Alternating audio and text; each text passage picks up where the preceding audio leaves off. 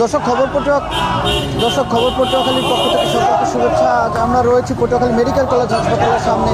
এখানে কিন্তু কোটা আন্দোলনের যে শিক্ষার্থীরা কিন্তু এখানে আন্দোলন শুরু করেছে। ইতিমধ্যে পটুয়াখালী জেলা ছাত্রলীগের যারা রয়েছে তারা কিন্তু এখানে তাদের উপরে যে হামলা শুরু করেছে। আপনারা দেখছেন যে নারী শিক্ষার্থী এবং হচ্ছে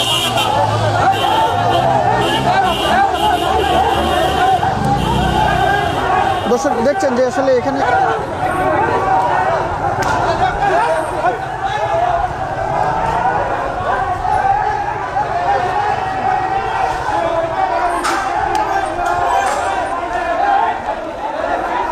দর্শক আপনারা দেখছেন এখানে কিন্তু ছাত্রলীগের যে নেতাকর্মীরা রয়েছে তারা কিন্তু এখানে মেডিকেল কলেজ শিক্ষার্থীদের উপরে কিন্তু হামলা চালিয়েছে। এখানে যারা মেডিকেল অধ্যয়নরত যে শিক্ষার্থীরা রয়েছে তাদের উপরে কিন্তু নারী এবং পুরুষ সকলের উপরে কিন্তু আসলে এখানে তারা হামলা করছে।